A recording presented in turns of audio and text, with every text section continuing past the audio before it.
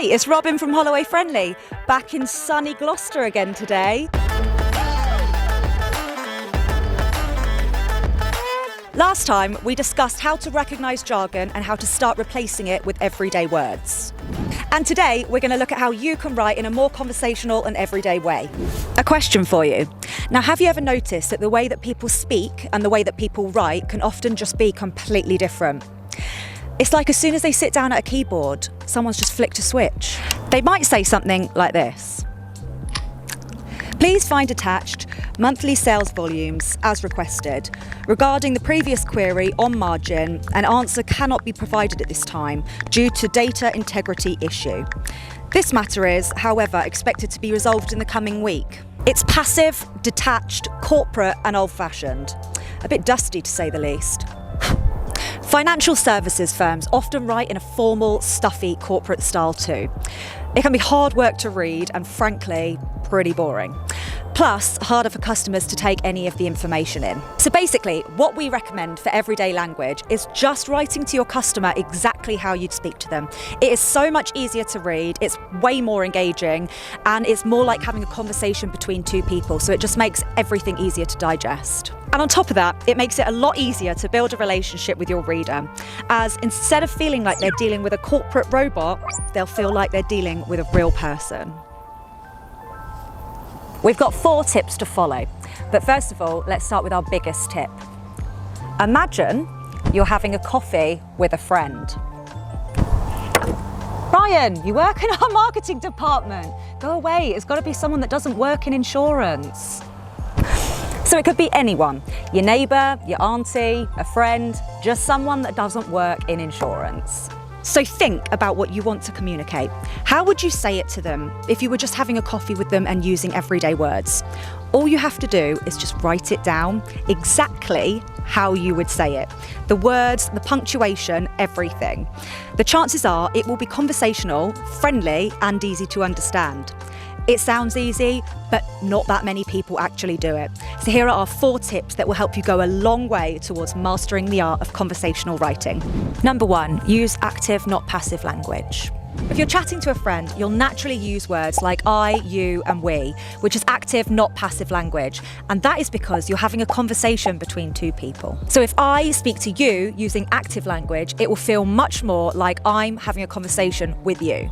Passive language often leaves out the I, the you, and the we, and tends to talk about things more in the third person. Often you'll see words like this or the used instead. For example, the cake. It just sounds ownerless and lonely. Whereas if you said, my cake, it makes it much clearer who it belongs to, and that is me. Hands off. Passive language is really impersonal, and the insurance industry has used a lot of it up until now. Please find attached the policy terms and conditions. So apart from sounding a bit administrative and dull, it sounds detached, it's passive. So instead, you could say, I've attached your insurance terms and conditions for you to read. It's clear what we've done for them and also what they need to do. The cake has been eaten just raises a lot of questions, whereas if I just said, I've eaten the cake, it's a lot clearer. You might recognise the insurance cliche, if the worst were to happen. It's usually just a beat around the bush way of saying, if you die. In the event of the death of the policyholder, again, it just means if you die. So it's a bit like in Harry Potter where nobody will say the name Voldemort, and we really shouldn't have the equivalent of Voldemort in insurance. See, I've said his name twice and I'm fine. I've dressed for summer today, I thought it was meant to be warm.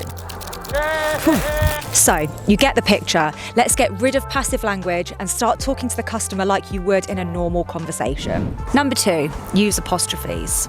For my own sake, let's just imagine this is a glass of Prosecco. Would I say to a friend, that is good, is it not?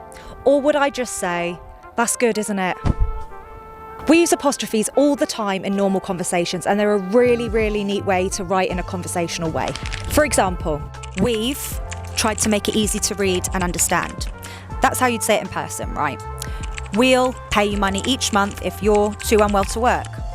If you cancel in the first 30 days, we'll refund you anything you've paid.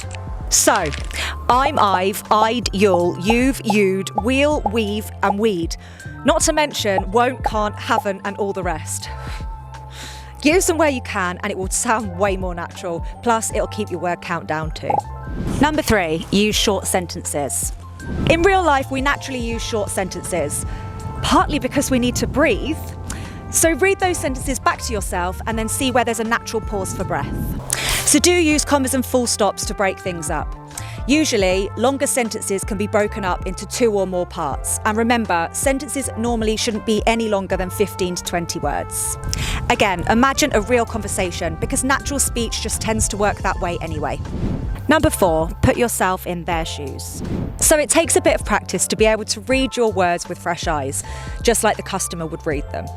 Something that might actually help you is to read what you've written out loud and then listen to how it sounds. There might be bits in there that don't actually sound like you. So which bits sound passive, stilted and unnatural? And then work on those bits. So we hope that all makes sense. At the end of the day, it's up to you to decide how you express yourself, but these are just the tips that we use to help us write using everyday language. So in video 1, we talked about how to recognise and replace jargon, and in today's video, we covered how to write in a more conversational and engaging way. We'll see you next time for our 3rd and final video with some more everyday language tips. See you soon.